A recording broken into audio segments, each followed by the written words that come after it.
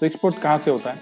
सबसे पहले तो आपको लाइसेंस चाहिए गवर्नमेंट से। तो गवर्नमेंट लाइसेंस किसको देती है? गवर्नमेंट देती है लाइसेंस कंपनी को। तो यू नीड अ कंपनी, कैसी भी कंपनी हो चलेगी, कोई भी फॉर्म ऑफ कंपनी हो चलेगी, प्रोप्राइटरशिप हो, पार्टनरशिप हो, private limited, LLP, farmers producer company, public limited company, anything, no problem, within a day you can get import export license. तो लेट्स से कि आप एक इंडिविजुअल हो अभी, तो आपको कंपनी शुरू करनी है, तो आपके पास आधार कार्ड पैन कार्ड होना चाहिए। उसके बेसिस पे आप फर्म रजिस्ट्रेशन करोगे। लेट्स से कि आप प्रोप्राइटरशिप में जाओगे, जो छोटी सी कंपनी होती है, शॉप एक्ट लाइसेंस होता है वो।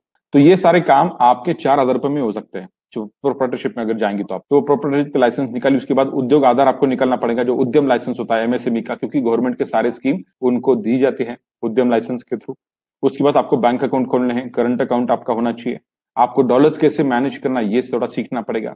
उसके बाद डिजिटल सिग्नेचर आपको चाहिए, और आपको जीएसटी नंबर निकालना पड़ेगा। एक्सपोर्ट के लिए जीएसटी नहीं है, बट जीएसटी नंबर कंपलसरी है फॉर अ कंप्लायंस पर्पज। तो ये 1 to 8 पॉइंट होने के बाद आप इंपोर्ट एक्सपोर्ट कोड लाइसेंस को अप्लाई कर सकते हो, जो भारत सरकार हमें देती है। तो पॉइंट नंबर 1 to 9 ये सारे काम 4,000 रुपए में हो सकते हैं मात्र, राइट। उसके बाद ओके, कंपनी तो फॉर्म कर लिया, आप आपके घर के एड्रेस पे भी कंपनी फॉर्म कर सकते हो। अगर आपके पास कोई बड़ा दुकान लेने की, बड़ा ऑफिस लेने की कोई जरूरत नहीं है, जैसे बाकी बिजनेस में लगता है, यहाँ पे आप आपके घर में रजिस्टर कर सकते हो कोई भी कंपनी, और घर से भी काम कर सकते हो, दैट इज अलाउड। तो आपने लेट्स से कि वो कंपनी शुरू कर दी। अब क्लाइंट आपको कहाँ देखेगा? उसको कैसे पता चलेगा कि भाई नया खिलाड़ी मार्केट में आया है, नए प्रोडक्ट्स है, अच्छे दाम है उसके पास? आपको मार्केटिंग करना पड़ेगा। कैसे? वेबसाइट होनी चाहिए भाई, सिंपल सी। वहां पे आपके बारे में लिखा है, आपका नॉलेज, आपका फैसिलिटी, आपका इंफ्रास्ट्रक्चर, या आपके पास कौन से प्रोडक्ट है, क्या सर्विसेज है, उसका क्वालिटी क्या है, स्पेसिफिकेशन क्या, पैकेजिंग क्या, प्राइसिंग क्या, कुछ तो बताना पड़ेगा कस्टमर को। वो अपने घर में थोड़ी ना आने वाला है, वो वहीं पे बैठा है बाहर दूसरी दुनिया में, लेकिन उसको कहाँ पे दिखेगा? अगर आज आपको कुछ ढूंढना है तो आप कहाँ पे ढूंढते हैं? गूगल। तो website is the way to become visible on the Google. तो आपको एक सिंपल 1 या 2 पेज की वेबसाइट चाहिए, सिंपल सी वेबसाइट इज फाइन, वो हो गया। उसके बाद आरसीएमसी। आरसीएमसी मतलब क्या है? रजिस्ट्रेशन का मेंबरशिप सर्टिफिकेट। तो भारत सरकार ने हमारे एक्सपोर्ट बढ़ाने के लिए काफी सारे एजेंसीज बनाए, उसे बोलते हैं expo EPC, export promotion council. तो आपको आपका प्रोडक्ट जिसमें आता है उसका लाइसेंस मेंबरशिप लेना पड़ता है, क्योंकि वो आपको काफी सारा हेल्प करते हैं एक्सपोर्ट में। भारत सरकार के डिपार्टमेंट है ये। तो लेट्स से कि मेरा पोर्टफोलियो एग्रीकल्चर है, तो मैंने एग्रीकल्चर का ईपीसी निकाला, तो that cost me how much? Let's say this much. This is the one time cost. 4,000 रुपए तो एक टाइम, ये हर बार तो नहीं करना है। वेबसाइट भी आपकी एक ही बार है, हर साल फिर थोड़ा बहुत मेंटेनेंस होगा। तो अगर आप देखेंगे तो ये 1 to 9, 1 to 12 जो पॉइंट्स है, अगर आप सिंपल से प्रोप्राइटरशिप के फॉर्म में जाएंगे तो ये सारा काम आपका 20,000 रुपए में मात्र हो सकता है। तो मुझे बताइए, आप अगर डोमेस्टिक बिजनेस कोई आपको शुरू करना है, कोई दुकान लगानी है कोई अच्छी सिटी में, शहर में, तो आपको कितने पैसे लगेंगे? कम से कम आपको 20 लाख रुपए लगेंगे। तो ये बिजनेस है कि आप 20,000 रुपए में भी शुरू कर सकते हैं, with required licenses and everything. Only thing you need is knowledge और वो माइंडसेट। तो अगर ये सारा काम लाइसेंसिंग का हम भी करते हैं इंपोर्ट एक्सपोर्ट फेडरेशन के तहत, हमारी टीम के नंबर नीचे दिए हुए हैं। अगर आपको कुछ इंक्वायरी करनी है, कुछ पूछना है, लाइसेंस के बारे में कुछ भी आपको जानना है, तो आप उनसे बात कर सकते हैं। ओके, तो ये हो गया कंपनी फॉर्मेशन, और हमें लाइसेंस भी मिला इंपोर्ट एक्सपोर्ट का। तो मतलब हम लोग now we are ready to export. अभी हमें एक्सपोर्ट करना है। एक्सपोर्ट कहाँ से होता है, कैसे होता है? एक्सपोर्ट होता है अलग अलग तरीके से। तो एक्सपोर्ट में जाने से पहले हमें ये देखना है कि भाई एक्सपोर्ट का क्या नॉलेज मुझे होना चाहिए, मुझे क्या करना है, मेरा रोल क्या है, ये थोड़ा समझ लेते हैं। तो सबसे पहले तो आपको एक्सपोर्ट की बिजनेस प्रोसेस समझनी पड़ेगी कि भाई ये क्या है इंपोर्ट एक्सपोर्ट का, जो हम लोग आपको ये बिजनेस चल रहा है, ये 56 लाख करोड़ रुपए आए, ये सिस्टम क्या है, कहाँ से आते पैसे, लोग कैसे बेचते हैं, कैसे गुड्स जाता है, कस्टम क्लियरेंस कैसे होता है, कंटेनर होता है क्या, और क्या क्या तरीके हैं, उसमें कुछ प्रॉब्लम्स होते हैं क्या, क्वालिटी के इश्यू होते हैं क्या, रिस्क है क्या, कितने पैसे लगते हैं, उसमें पेमेंट पहले आता है क्या, एडवांस मिलता है क्या, क्रेडिट देना पड़ता है क्या, बैंक के थ्रू पैसे आते हैं क्या, डायरेक्ट पैसे मुझे कैसे मिलते हैं, है ना, अगर पैसे नहीं आए तो मेरे पास क्या ऑप्शन है। ये सारा बिजनेस का जो सिस्टम है सिंपल सा, ये आपको थोड़ा समझना पड़ेगा। उसके लिए थोड़ा टाइम आपको इन्वेस्टमेंट करना पड़ेगा।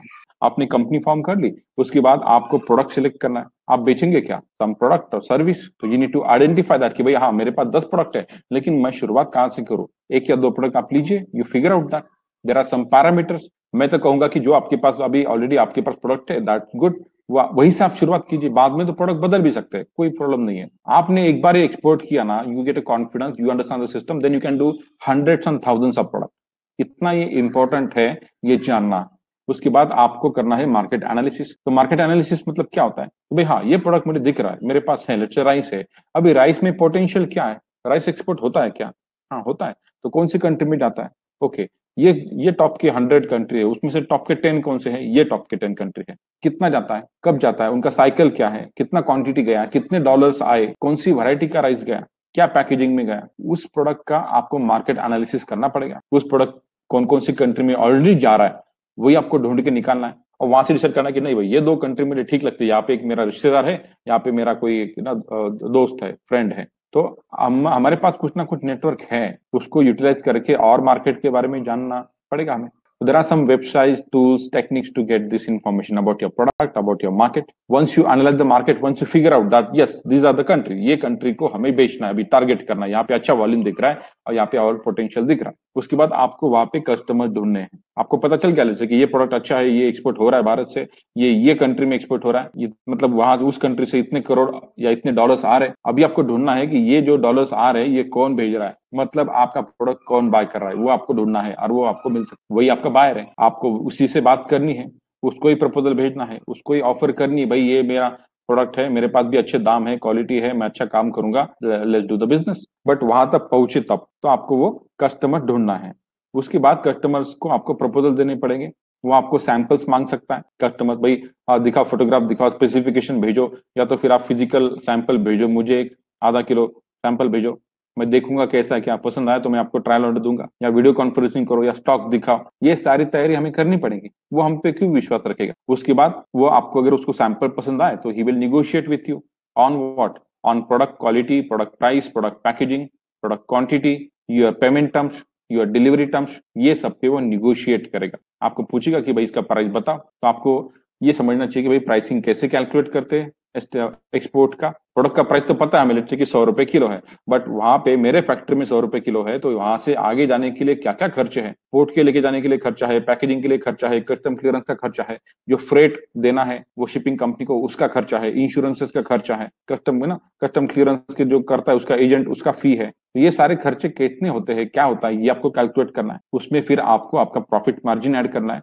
then you need to propose that to your client and he will negotiate on that। नहीं आपका ज्यादा हो रहा है, आप बोल रहे कि 400 डॉलर पर मेट्रिक टन, तो मुझे 370 में मिल रहा है, दैट्स हाउ यू नेगोशिएट। तो आपको पता होना चाहिए कि भाई कौन से कंपोनेंट में कम ज्यादा कर सकते, तो वो निगोशिएशन होगा।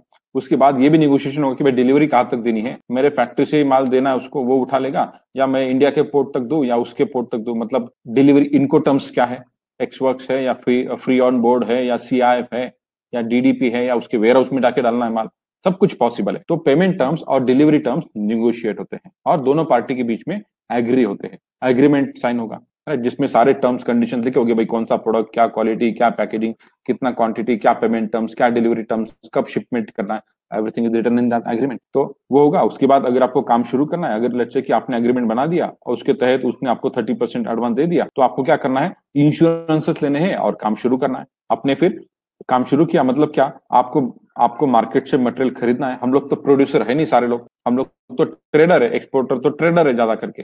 तो हम लोग मार्केट से मटेरियल प्रोक्योर करेंगे या सप्लाई से मटेरियल लेंगे, उसको फिर ग्रेडिंग, सॉर्टिंग, पैकिंग करेंगे, उसको फिर हमारे वेयर हाउस से पोर्ट तक भेजने का इंतजाम करेंगे। तो ये सारा काम हमें करना पड़ेगा, लॉजिस्टिक्स का, पैकेजिंग एंड लॉजिस्टिक्स। और फिर आगे जो हमें शिपमेंट करना है एक्सपोर्ट का, उसके लिए कस्टम क्लियरेंस करके आगे का हमें शिपमेंट करना है।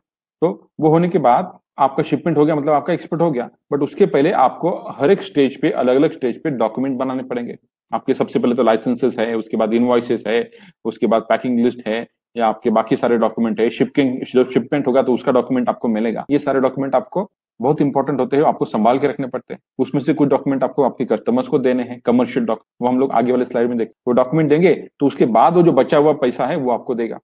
तो ये सारा काम एक एक्सपोर्टर को करना होता है हर एक शिपमेंट के लिए। इसमें से काफी काम आप डोमेस्टिक बिजनेस के लिए, बिजनेस में भी कर रहे हो, ऐसा नहीं है कि ये बहुत नया काम है, बट ये थोड़ा सा अलग है, अलग रूल्स है, अलग सिस्टम है, वो आपको एक समझनी है। एक बार समझ में आ गई तो आप वापस इसमें कोई प्रॉब्लम नहीं है।